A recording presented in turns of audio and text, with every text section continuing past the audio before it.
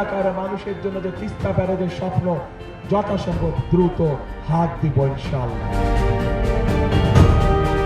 ভোটের আগে ভোটার আকৃষ্ট আর প্রতিশ্রুতি বাস্তবায়নের সমন্বিত রূপরেখার অন্যতম মাধ্যম ইশতেহার।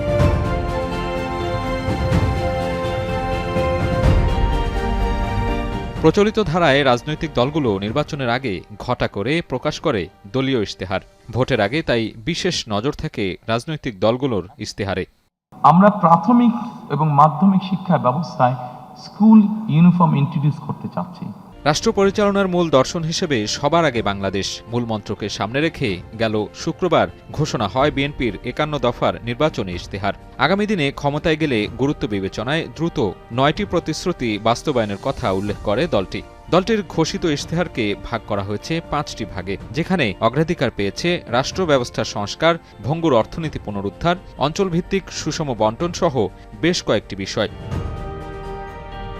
প্রান্তিক ও নিম্ন আয়ের পরিবারের সুরক্ষায় ফ্যামিলি কার্ড চালু, ন্যায্যমূল্য নিশ্চিতে কৃষক কার্ড, দুর্নীতিমুক্ত ও মানবিক স্বাস্থ্য ব্যবস্থা, তরুণদের কর্মসংস্থান সৃষ্টিকে দেয়া হয়েছে বিশেষ গুরুত্ব। এমন কোনো ব্যক্তিকে যদি এমন কোনো জায়গায় নিয়োগ দিই যার যোগ্যতা তার নেই, তাহলে সবচেয়ে আগে ক্ষতিগ্রস্ত হবে আমার সেই রাজনৈতিক সরকার।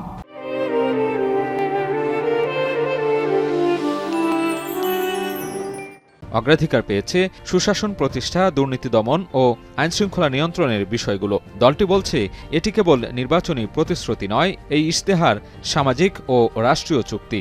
এই ফ্যাসিবাদের পুনরাবৃত্তি যদি না চাই, অবশ্যই আমাদেরকে ডেমোক্রেটিক প্রসেস বা গণতন্ত্রের চর্চা আমাদেরকে অব্যাহত রাখতে হবে।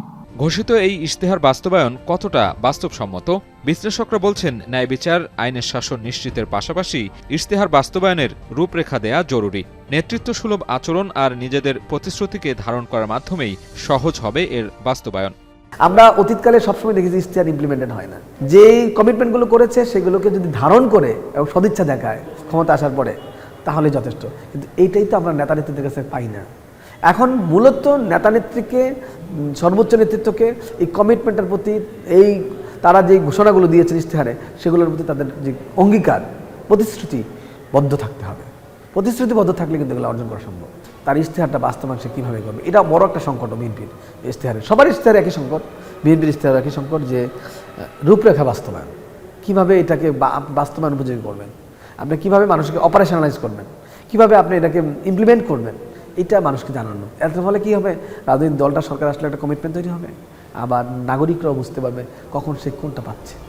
অর্থনীতিতে গণতন্ত্র ফেরাতে জনগণের অংশগ্রহণ নিশ্চিতের পাশাপাশি ট্রিলিয়ন ডলারের বিনিয়োগ ভিত্তিক অর্থনীতি গড়ে তোলার অঙ্গীকার করা হয়। ১ কোটি নতুন কর্মসংস্থানের কথা বলা হলেও বাজার অর্থনীতি ও মূল্যস্ফীতির বিষয়ে সুস্পষ্ট বার্তা দেয়া হয়নি। তবে অঞ্চলভিত্তিক সুষম উন্নয়নে জোর দেয়া হয়েছে। অর্থনীতিবিদরা বলছেন ভঙ্গুর অর্থনীতিকে পুনরুদ্ধার করাই অন্যতম চ্যালেঞ্জ, আর আঞ্চলিক উন্নয়নের ক্ষেত্রে স্থানীয় প্রতিষ্ঠানগুলোর বাজেট ও ক্ষমতায়ন বাড়ানোর পরামর্শ তাদের। ইকোনমিক প্রসপেরিটি প্ল্যান দিয়েছে, তার থেকে গুরুত্বপূর্ণ ছিল আসলে ইকোনমিক রিকভারি প্ল্যান। সেই ইকোনমিক রিকভারি প্ল্যানের ক্ষেত্রে প্রায় সব দলেরই একটা বড় ঘাটতি আমার চোখে পড়েছে। তবে আশার দিক যে কোনো দল অঞ্চল ভিত্তিকও তাদের কিছু কিছু পরিকল্পনা ঘোষণা করেছেন, এটা আমাদের কাছে ইতিবাচক মনে হয়। তবে এই অঞ্চল ভিত্তিক কাঠামো তখনই বাস্তবায়ন সুচারুরূপে হবে যখন স্থানীয় সরকার প্রতিষ্ঠানগুলোকে উপযুক্তভাবে ক্ষমতায়িত করা হবে। ধর্মীয় সম্প্রীতি সুদৃঢ়, শিক্ষা, সামাজিক সুরক্ষা ও দেশীয় শিল্প সাহিত্যের বিকাশের অঙ্গীকারও ঠাঁই পেয়েছে বিএনপির ইশতেহারে। তবে শুধু ভোটার আকৃষ্টে প্রতিশ্রুতির মধ্যে আবদ্ধ না রেখে বাস্তবায়নে জোর দেওয়ার তাগিদ বিশ্লেষকদের। 10,000 টাকা পর্যন্ত কৃষি ঋণ, সেটিকে আমরা সুদ সহ মওকুফ করতে চাই। সাজিদ আরাফাত, এখন, ঢাকা। আমাদের কাছে যে স্ট্যাটিস্টিক্স আছে আমরা হিসাব করে